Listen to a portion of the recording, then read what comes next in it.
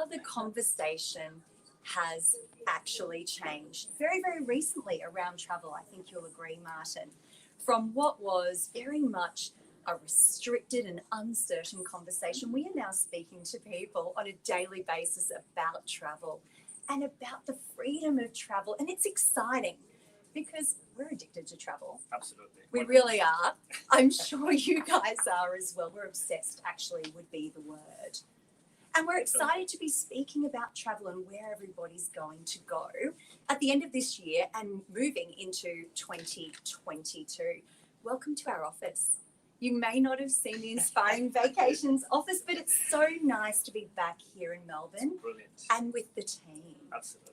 And I'm sure you know Martin. Martin's spoken to you before many times. It's lovely to have him with me today. I've been here talking to you guys again at the office, surrounded by this great team of people that we work with and share our day-to-days every day. So it's brilliant to be back and again talking about travel, not just thinking about travel and looking at old postcards and old photos, but generally thinking about the next thing, the next trip. What are we going to do next? What is the next trip, the next package, the next dream, really? So back to what we love. That's it. Back to what we love. Back to travel. But, you know, it brought up this conversation in our office recently, and that was around travel being addictive. It really is so addictive. I think you would agree. And we were wondering, well, why is it so addictive? Is it the culture?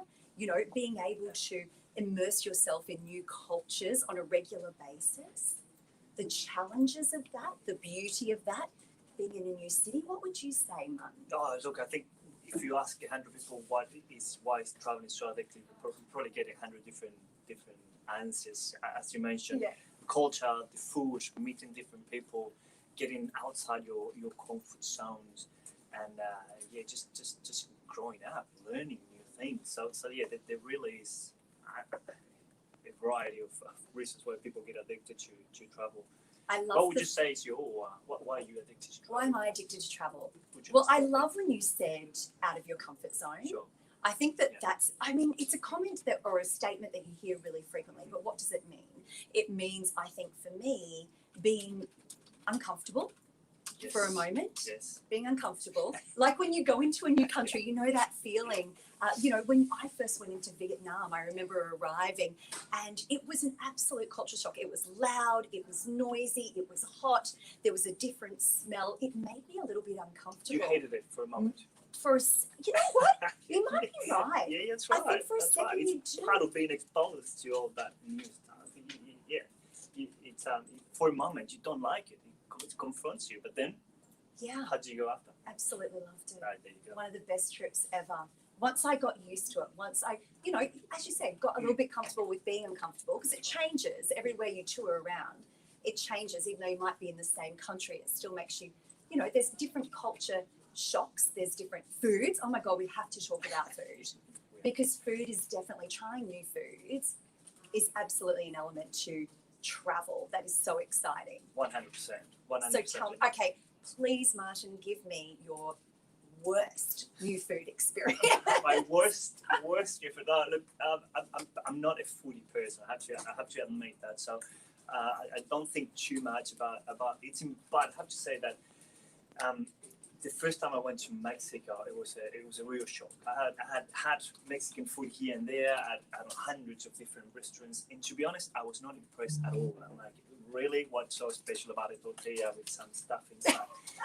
But it wasn't until I was in Mexico City at a little taco shop on the streets, eating my first taco, kind of inclined like this, picking my bum out because the grease is going down, that the flavors hit my mouth, and I went, oh my God, this is what Mexican food. This is what the whole world raves about it, and I just didn't know about it. And you know, to a similar extent in Vietnam. The first time I went to Vietnam and I tried the original pho or whatever, the soup, so they're bringing a bowl of soup at a little hidden restaurant, you know, then you go, this is Vietnamese. This is the real food. This is what I traveled. This is what I wanted to try. This is why I'm here. Absolutely. I agree with you 100%, but then it's also the extremes. It's the extremes of going somewhere and eating something that you really never thought that you Tell me. possibly would. Tell me, what is it? Come on, you're dying. I am dying to tell you this. We were in this very cute, small, quaint village in Botswana on one of the tours, and we were having lunch, and it was made for us by a family, which was just absolutely superb.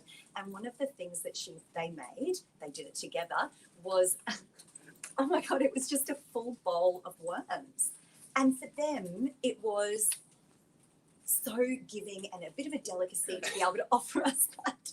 So of course, still squirming? no, not squirming. They were cooked. So that was one thing. All right. So of course we all tasted it, but Nice. probably not something I'd taste again, but it was an experience, Definitely. and I'll never forget it. Yeah, I'll never that's right. forget it. So trying new foods, breaking out of the comfort zone, they make travel so addicting. Experiencing new cultures, absolutely. I think we spoke on that for a moment there as well. But one other thing that I think makes for travel being so incredible and you just become obsessed is the people. Yeah. The people you meet, the people you're traveling with. I like that because when you're in that group, you have the same experiences. You can relate to one another. Absolutely. You've been in it together, if you will. Yeah. And you come back from those trips and you're still in contact. It's just beautiful. Yeah, absolutely. Absolutely. Yeah. And to me, I think thinking back, the best travel experiences are the ones that I was able to share with someone else, whether it's my long-term partner, your wife, your friend, whoever, but there's always someone there, or a new friend that you just met on that tour. Yes. There's someone there to look at and go, wow, look at that sunset. Oh, what did we just eat? What was that? So, those experiences are always better when you share them with someone. And, Absolutely. yeah. And when you come back and you're showing photos, There you go. because you you always want to share your photos with your family and friends, but if they went on the trip with you, there's only so many photos That's they right. want to see. So they want to see their photos. That's it. They don't want to see every single Yeah, photo. sure. But when you catch up with people that you're on tour with or on holidays with, they want to see it. They want to relive that You time. share with those you. moments with Yeah. those people. You get that. You get a connection with people that you just don't make in any other way. Absolutely. Especially if it's uncomfortable. Especially if it's out there. There's just that bond that will be there forever. And how many times have you caught up with people that you travel to a certain destination many years ago, and you see them again? And it's just like an immediate click because you had that bond, you had that connection. Absolutely. And that makes it unique. Oh my That's one of the goodness. pleasures of Do you know- traveling. I think that's right. That is one of the pleasures. And we would love to hear from you and your experiences on recent trips or trips in the past. Maybe a story about some food that you've experienced, whether it was good or bad. We want to hear it all. Or maybe it's about the people that you've met, and not just the people on tour, but perhaps it's the people that you met on the streets, or Yeah. when you were sitting in that restaurant, the table next to you, or the person that was serving you. Tell us all about your stories. Let's share. Let's get back Culture into the shock. spirit. We've talked. Culture shock is part of traveling. We'd love to hear your most confronting culture Yes. shock moment whilst traveling. That would be fantastic. Have you had a culture shock moment when traveling? Do you know, actually, I remember very distinctly, we were coming back from Europe and chose to stop in Japan on the way home. I mean, what a great route that was. And we were going to stay in Tokyo for just 4 nights. Quite tired from the flight back from Europe. Got to Tokyo and was absolutely confronted with the volumes of people. And being so tired, it just made everything so much harder. But we thought, no, that's fine. Go ahead and get some sleep. Yeah. We actually stayed in the Shibuya district in Tokyo, which was absolutely fun. Woke up the next morning, fresh as a daisy, and really got into the local culture. It was just brilliant. It really is in your mind, and Yeah. Culture shock is just in your mind. It's just your perception. It's that first perception. It's what you're seeing for the first time, shocking you. The moment you go through that barrier, that's when you start growing as a person. And the destination starts growing into you. I had a similar experience in Havana. Yeah. Out of all places, I'm Latino. I'm from Argentina. I speak Spanish. Speak the language. I thought I've seen it all. I landed in Havana 11 p.m. dark, and I got a private transfer into Old Havana. Out of all destinations, one of the safest destinations in Central America. But it is so raw. It is so out there. The buildings are crumbling. Yes. It's old. there's the lights, the street lights, flicker. It's extremely hot, so people are wearing very little or almost nothing.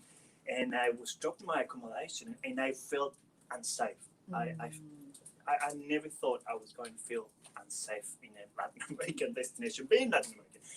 Anyway, next day, sun goes up, I go out into the streets, start discovering, start taking photos, and I realized that I was in the most culturally rich part of Havana, an amazing place.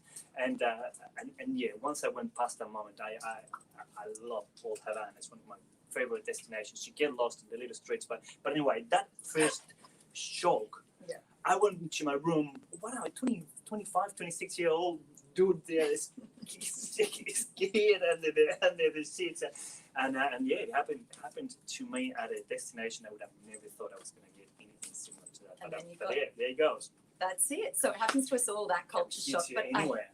I absolutely love it. I love the stories. That's the thing about travel. I love the stories.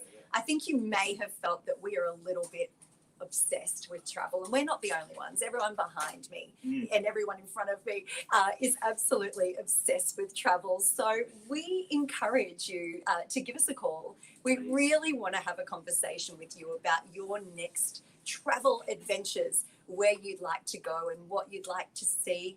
Give us a call anytime. We are open Monday through Friday, 9 to 5. And we would love to have that conversation with you. Absolutely. Travel is back.